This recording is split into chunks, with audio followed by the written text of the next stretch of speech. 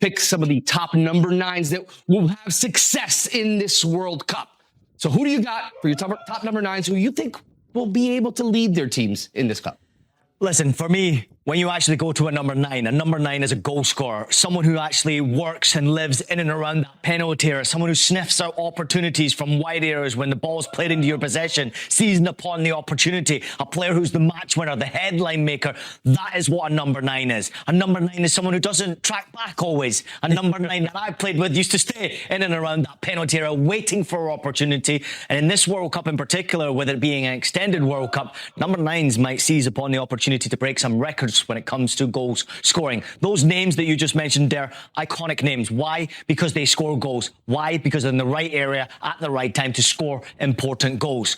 Weaker opposition, I think, possesses an opportunity for these goal scorers to be difference makers. But there are a few that stand out to me, Stefano, who need to have a good World Cup. And there's one in particular who's coming off the back of a remarkable season, and that is, of course, Sir Harry Kane. How important he is for England, I can't even begin to mention. How important he is for Bayern Munich, I can't even begin to mention. His goal score in this campaign has been truly sensational. He takes so many opportunities, obviously, in front of goal. He drops off. He does play a bit of a different number 9. He's the one that will go searching and spray the ball over. He can afford to do that when it comes to Bayern Munich. For England, I don't think you'll see that as frequently. I think he'll stay in that number 9 position, potentially to be the match winner more than not. He's a great player. The goal scorer in this season for Bayern Munich, breaking record after record, 36 goals in the Bundesliga, is absolutely incredible. And he obviously is someone who's scoring a goal per game average. For England, I think he's the most important player England have at the World Cup. If he plays well, England generally win. When Harry Kane looks like he's happy and confident, the rest of the group sort of mirror his image, his confidence, the way that they connect with each other, the chemistry of this group. That's what a true leader is. But if you can score goals on top of that, being a true number 9, I think you can be the next level. Let's not forget he's going into a Ballon d'Or year where potentially he's up for a candidate of winning that award. To get the award now after Bayern not getting to a final of a Champions League, even if you do have a record-breaking point-setting, goal-setting season for Bayern Munich, you got to win the World Cup. Right. And if England are going to win a World Cup, Harry Kane's going to be the number 9 to win it all. These are the opponents for England going into the group stage: Croatia, Ghana, and Panama. I agree with you. I think if England are going to have any success, it needs to be a historic World Cup for Harry Kane. And you mentioned the Ballon d'Or. Yeah, I guess at this point he has to win the World Cup because they didn't get to that final. I would have said he was the clubhouse leader for Ballon d'Or. Had they even just gotten to the Champions League final, obviously ran into PSG, which was an issue. But this is this is a player that needs to have success for his team to win. I would argue that there is no more important number 9 in this World Cup other than Harry Kane. Ooh. Yep. My second might actually challenge you with that one. Okay. I think your man, Julian Alvarez, could be the game changer for Argentina. We're all talking about Messi. Why wouldn't we? Greatest player ever to have played our game as far as I'm concerned. But Julian Alvarez, coming off the back of a disappointing season for Atleti, they didn't achieve what they wanted to achieve. He did score goals, not enough as far as I'm concerned, but he's still scoring goals. Right. For Argentina, he could be the game changer. I really do believe that.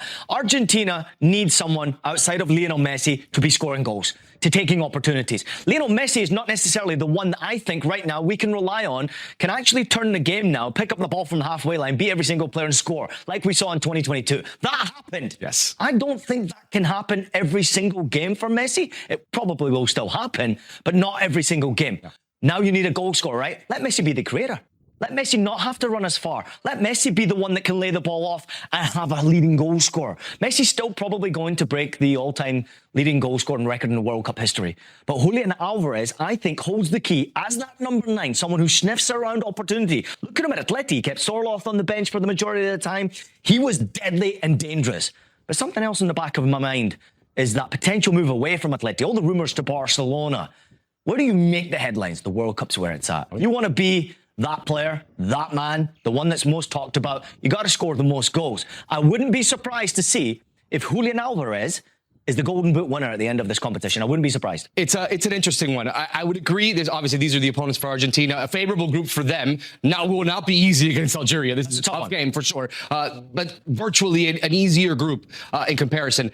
I will agree with you that Julian Alvarez is a very important player, but I think it's more from a personal standpoint.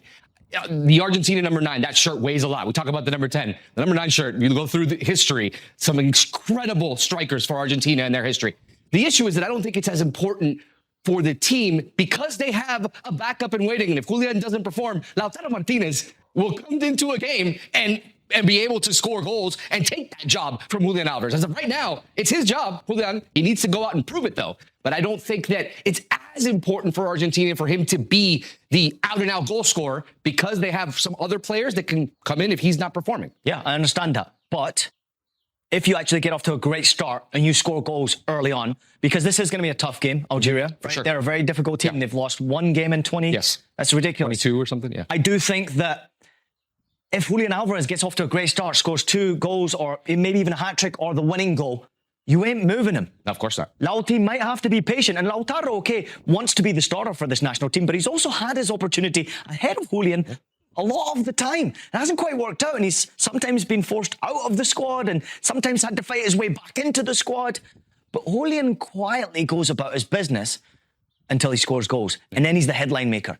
I know Lionel Messi will grab all the headlines, and I think that's a good thing for Julian Alvarez. He doesn't need to be a headline maker. He doesn't need to be a match winner because he's got Lionel Messi where all the eyeballs on the Argentinian national side will be on. He's going to score goals, man. And I wouldn't be surprised. I'm going to throw it out there. I know it's a crazy number, but I wouldn't be surprised to see him score 8, 9, or 10 goals in this World Cup because of the opposition and because of the players that are surrounding this star. Without a doubt. The talent is there, and he needs to be the guy for truly if Argentina are going to have success and try to winning back-to-back World Cups. All right, who else we got? Listen, goal scoring is always a very difficult one, right? And I think when you look at talented players, for the Brazilian national side, they're entertainers. I love Endrick.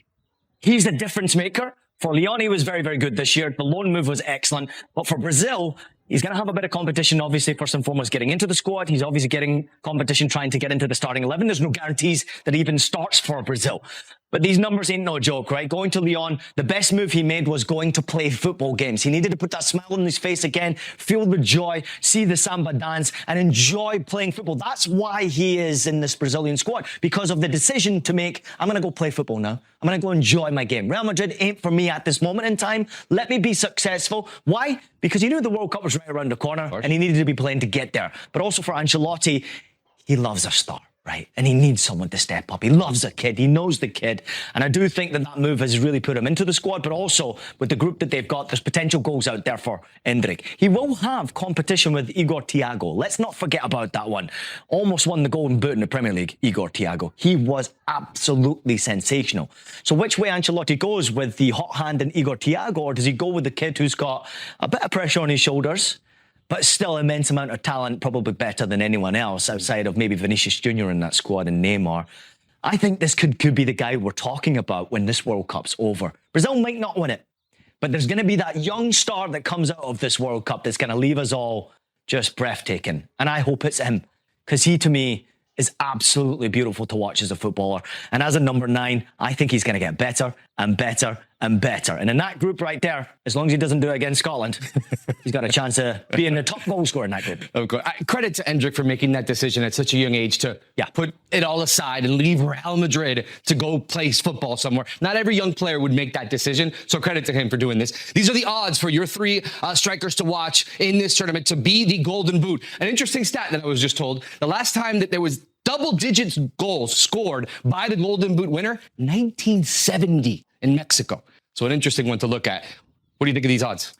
Yeah, I mean, Harry Kane obviously grabs my attention more than anything. Not obviously the minus 200 is something I would probably stay away from. Of course. But at the end of the day, the Golden Boot is where it's at, right? And I just mentioned to you there, the one that I wouldn't be surprised with to win the Golden Boot would be Julian Alvarez. Yep. At plus 3,000 is absolutely insane. This is a wild one to go for because we have no idea how many minutes he's going to play. Does he go in front of Igor Thiago? Does Neymar come back and grab the headlines? We don't know. So that's why that number's there. But if you're just looking for a dark horse, I wouldn't say that I'm running away from that too far. But Harry Kane at plus 700 and England's opportunity to go all the way to the final is clearly there. For Julian Alvarez, it's also there. But as you mentioned out there, we will see Lauti at some point play, and Julian will probably take a rest. Maybe he plays alongside Lauti. We don't really know how that's going to work for Argentina. That could happen. We have seen it before. We have seen those two playing at the same time. Never starting together, but eventually making it onto the pitch together. Exactly. So it will be interesting. The options are there for Argentina. But these three players, I think we're going to see them star. You like my three? Huh? I do. I like your three. The Endrick one obviously is interesting because we don't know exactly how much he's going to play, but I think that this is his moment. This is a moment for him to shine. He wants to get back to a Real Madrid level club or Real Madrid itself, 100%. So he has to go out and prove it. He already did it with Lyon, and now he's going to go try to prove it in the World Cup. And again, Brazil needs star power, right? They need their star players to step up if they're going to have success. There's more to come from this kid. Watch this space. There's more to come. Yeah. There's a hero in there.